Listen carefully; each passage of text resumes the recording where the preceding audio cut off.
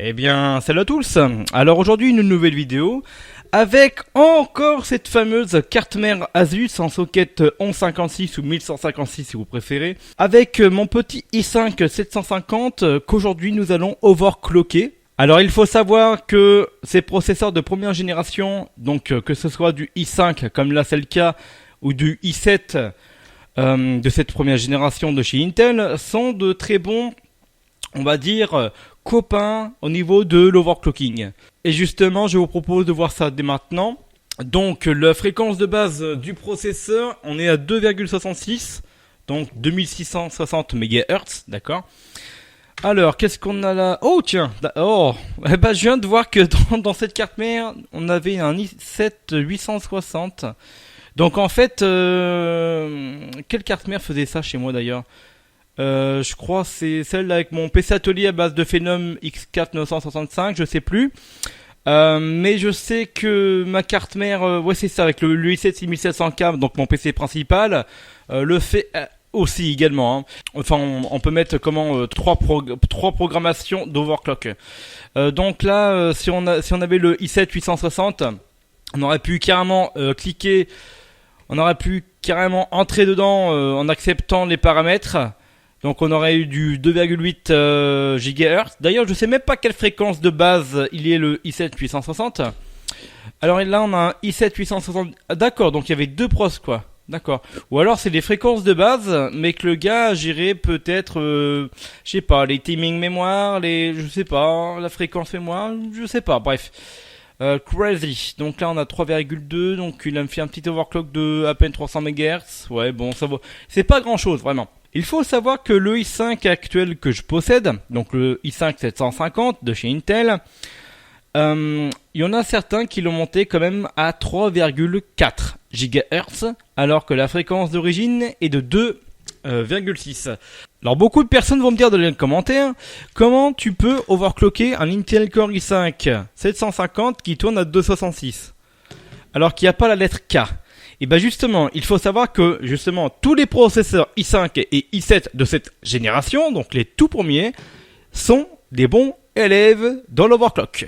Et justement, on va voir ça. Bon, alors rendez-vous dans la catégorie, si je peux dire, Eye Tweaker. D'ailleurs, je sais même pas pourquoi Asus s'appelle ça comme ça. Donc ça, on s'en fiche. Donc là, on met en manuel, d'accord. Alors, la hausse et machin. Donc ça, c'est les réglages de l'ancien propriétaire, d'accord, pas de souci. Putain, mais cette carte mère, on me l'a vraiment donné avec le prof. Enfin, elle est rentable niveau vidéo, hein, ça c'est clair. Le CPU ratio, donc on va mettre 20. Donc là, c'est le multiplier si vous voulez, qui est de base à 20 avec ce processeur. Alors la technologie d'économie d'énergie, on désactive. Donc là c'est comme le chez AMD pour ceux qui connaissent, le Cool and Quiet, c'est justement dès que votre processeur est au repos, il va passer donc de là, je prends l'exemple de celui-là, il va passer de 266 à 180 voire 800 MHz si vraiment il peut quoi. Alors, toc, on baissait le cas, donc 140, ouais. Alors les barrettes de RAM, c'est pareil, vous le mettez vraiment au minimum. Là, vous allez me dire, mais comment on peut overclocker alors qu'on baisse la fréquence de la RAM? Ben justement, là, à force d'overclocker au fur et à mesure du temps, nous allons utiliser OCCT parce que j'ai réinstallé, enfin, c'est toujours le même Windows 10 dedans. J'ai pas remis Ubuntu, Linux ou quoi que ce soit. Donc on va faire ça via Windows avec OCCT. Justement, quand ça va être de plus en plus stable, jusqu'à obtenir le maximum qu'on puisse faire, et ben justement, comment dire, c'est qu'une fois que c'est stable, on va pouvoir un peu de fréquence RAM et voir si c'est stable. Sinon, il faudrait rester en dessous, mais logiquement, en général, on peut un petit peu overclocker, surtout de la DDR 3600. Donc voilà. Donc 100 mais 100 minimum. Donc là vous voyez la fréquence du CPU, d'accord. Donc on va essayer à 2800, 266, voilà. Donc ça, good performance beater, turbo profiles, ça, je m'en fous. On va laisser en good performance. La DRAM, ouais, il fait on a un peu touché aux fréquences, etc. Donc tout ce qui est latence et tout le bordel, on a 8, 24, 4, 100, bref, il fait n'importe quoi. Donc soit vous laissez en auto ce qu'on va faire. Sinon, on peut mettre vraiment les fréquences qui est imposée par le fabricant des barrettes de RAM. Si vous avez encore les boîtes, tant mieux. Sinon, essayez de voir sur internet au niveau des datasheets du fabricant si vous avez. Alors ça, je sais pas ce que c'est. Non. Alors pour l'instant, on va pas toucher au voltage.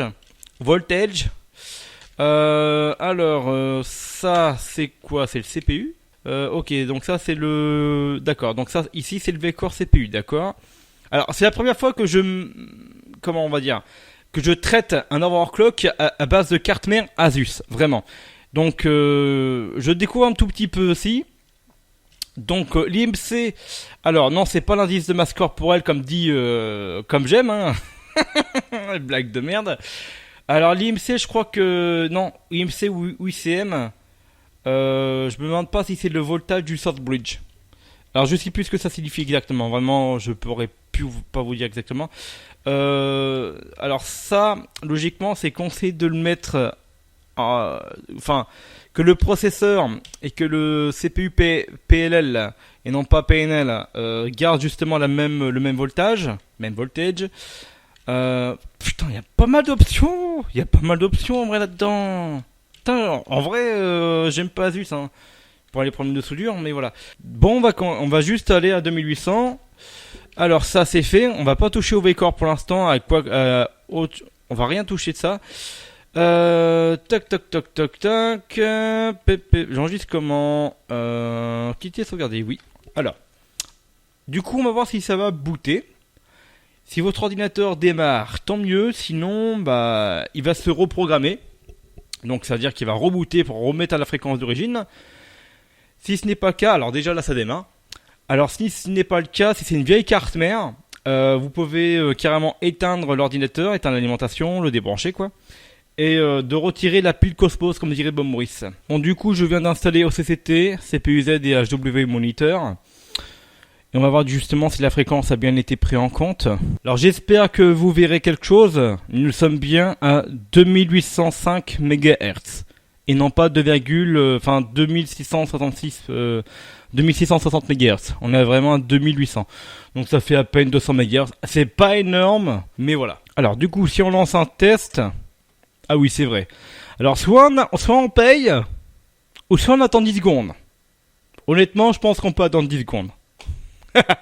Ou alors on paye comme vous voulez. Moi, honnêtement 10 secondes dans une vie c'est pas énorme hein.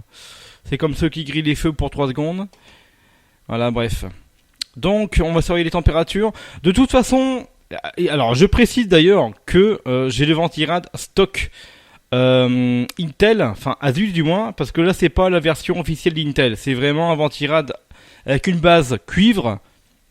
Je n'ai pas un Hyper Evo de chez Cooler Master ou un TX3 ou quoi que ce soit, un Be Quiet.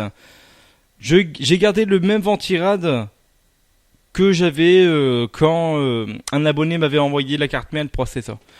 Sachant que là on est à 53-54 degrés, on peut laisser ça 2-3 minutes, il n'y a pas de souci.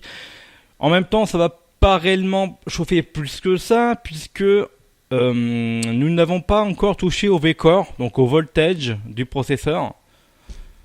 Donc, voilà. Donc d'ailleurs, c'est la première fois que je vais le tester à fond le processeur pour voir justement à combien il tourne. Là, on voit 50K, 55 degrés. Bon, il y a peut-être le quatrième core qui est à 58 degrés. D'ailleurs, petite précision, hein, les Intel Core i5 que je suis en train de tester, donc le C150. D'ailleurs, je me demande pas si la même génération là, avec les i7, par exemple les 800, les 900 et tout ça, les 900, 920 quoi, 930 tout ça. Donc pour ma part, l'i5 n'a pas d'hyper trading, il n'y a pas le HT. Alors est-ce qu'il est avec la version i7? Je sais pas. Donc là on dépasse à peine 60 degrés, on va pouvoir monter plus haut en changeant le V-Core. Allez hop, on redémarre. Alors je ne sais pas si vous entendez le PC, donc les ventilos, mais ça fait un sacré boucan. Je vous mets le micro, bougez pas. Puisque maintenant la carte mère est dans un boîtier que j'ai récupéré à la déchetterie il y a bien longtemps, dont j'avais fait mon ancien PC atelier dans un de ces boîtiers, parce que j'en ai deux identiques. Et du coup, j'ai mis quand même pas mal de ventilateurs, puisque si on va là-dedans, on peut voir qu'on est déjà quasiment à 50 degrés, alors qu'on fout rien. Alors là, on va mettre 150, donc ce qui nous fait 3 GHz. au lieu de 266. On laisse toujours notre DDR 3600 à 900 MHz, d'accord. On ne touche pas au V-Core pour l'instant. On ne touche à rien. Et justement, on va voir si ça peut fonctionner comme ça. Est-ce que c'est stable? On va voir. D'ailleurs, petite précision, honnêtement, je vous conseille de faire un coup de OCCT.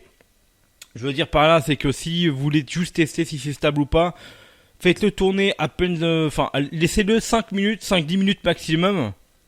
Hein. Et voilà, si vraiment vous avez en tête un gigahertz spécifique et que vous voulez vraiment tester la stabilité, je vous conseille 1h30, 2h. D'ailleurs, je répète, hein, j'ai vraiment le ventirad d'origine Asus, c'est pas vraiment la version Intel de base, hein, c'est vraiment comment on pourrait dire, un dérivé. C'est que, avec une base cuivre, c'est que ici, il fait 34 degrés dans mon bureau. Il n'y a même pas d'air, il n'y a pas de ventilateur, il n'y a rien. À part les ventilos qui sont dans le boîtier. D'ailleurs, je peux vous montrer à quoi ça ressemble. Voilà. Là, vous avez le boîtier. Et c'est ce ventirad dont je vous parle. C'est pas la version Intel de base, mais la version dérivée d'Asus, je sais pas. D'ailleurs, j'ai à peu près le même ventirad dans mon NAS en socket Intel 775.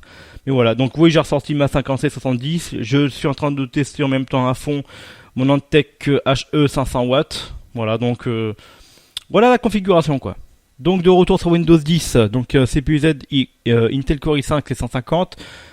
On voit bien qu'on est à 3 GHz au lieu de 266 déjà. Donc on va laisser tourner 5 minutes et puis on va voir.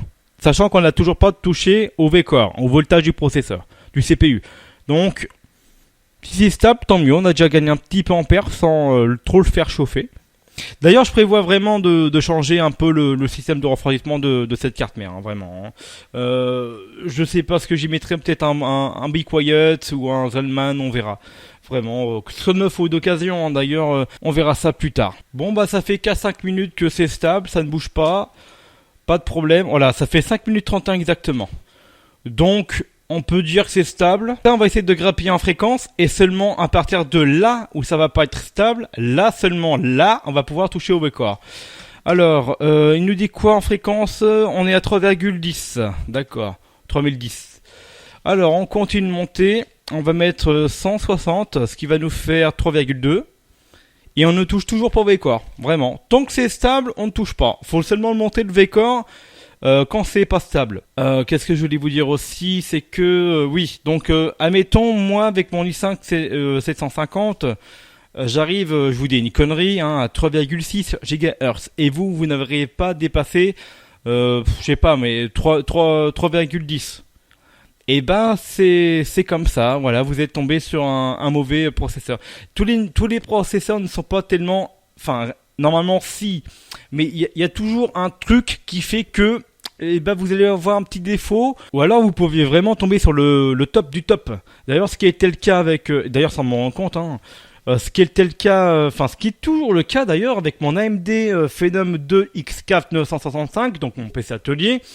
La fréquence de base, si je me rappelle bien, je crois qu'elle est à 3,4, ouais c'est ça, 3,4 GHz, et à l'heure actuelle, il est à 4,4 GHz. Voilà. Alors que normalement, on ne peut pas réellement dépasser plus de 3,8, 3,9 en version stable. Voilà. C'est ce qui s'appelle avoir du cul. Je me permets. Donc la fréquence de base de cette i5 750, nous sommes à 2,66, 2,67. Hein, voilà, pour un MHz près, on va pas chialer. Et la fréquence actuelle est de 3213. Donc 3213 MHz. Donc ce qui fait 3,21 au lieu de 2,66 déjà. Bon du coup les températures ça augmente pas plus de 60 degrés, c'est normal, on n'a pas touché au V-Core. Je vous dis comme ça fait 4 minutes. Voilà, on est à 3050. On va pouvoir arrêter. Le PC a peut-être pas chaud, mais moi je suis en train de dégouliner. Hein. Je suis en train de coller sur mon fauteuil, mais un truc horrible. Alors donc on va augmenter un petit peu, donc on va aller à 170. 3,4, à mon avis, il y a honnêtement, hein, vraiment là on passe de 2,6 à 3,4. Je ne suis pas certain que ça démarre normalement. On va voir. On ne touche pas au V-Core, on continue. Putain, il démarre. Oh, il démarre. Putain, j'aurais pas cru. Donc à voir si Windows accepte. Putain, j'aurais vraiment pas cru qu'il démarre. Allez, hop, c'est bon. Franchement, je préfère attendre 10 secondes que payer. Hein. Donc, on va attendre. Allez, vraiment, là, vu qu'on a vraiment poussé la fréquence,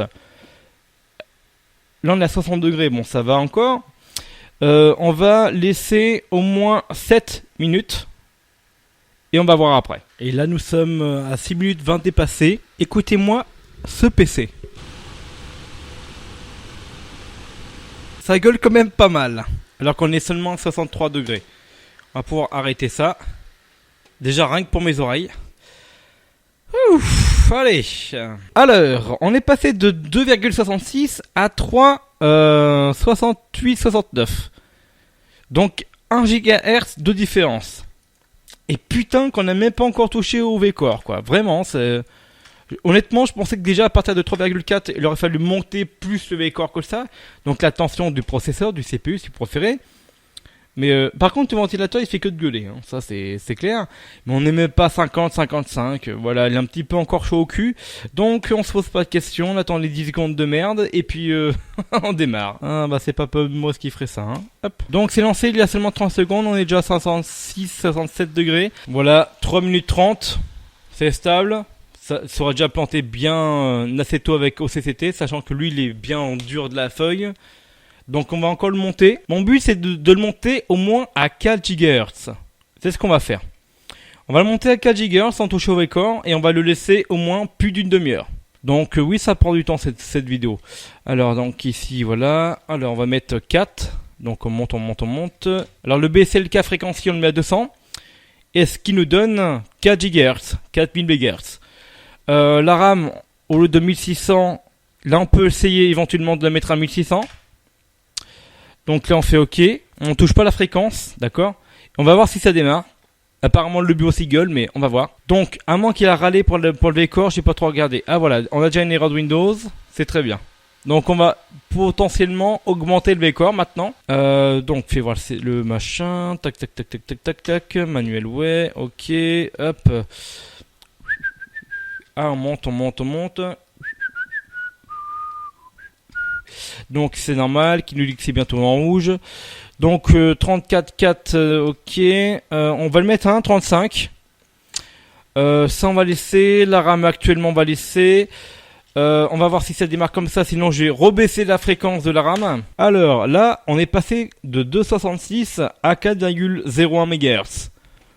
On est à 4000 MHz putain. Donc maintenant il faut voir si c'est stable.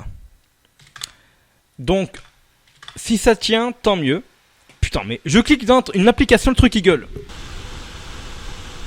Je ne déconne pas, putain. Alors là, on est au moins parti pour une grosse demi-heure. Sauf si plantage. Donc à voir. Logiquement, je pense qu'il faudra augmenter un tout petit peu le V-Core, un chouïa en plus. Donc à voir. Là, on est déjà à 75 degrés. Ah, il y a des erreurs, d'accord. Oh oui, il y a des erreurs. Ah, ça y est, plantage.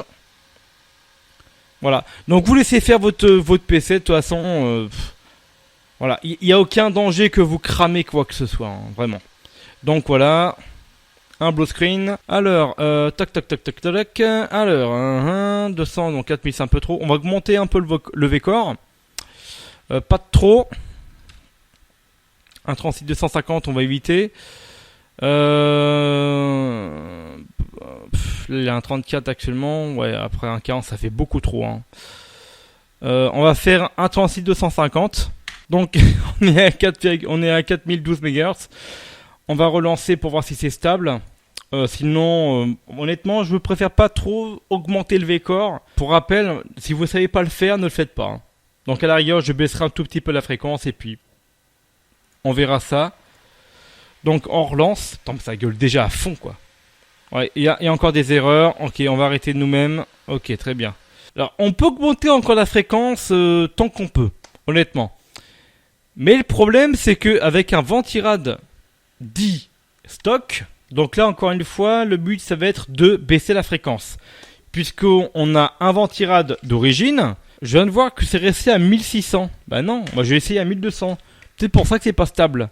Donc, on va continuer avec 4 GHz. Alors, est-ce qu'on va avoir des erreurs? On n'est pas encore en train de se faire brider. Ah, ça y est, d'accord. Bon, j'aurais dû me taire.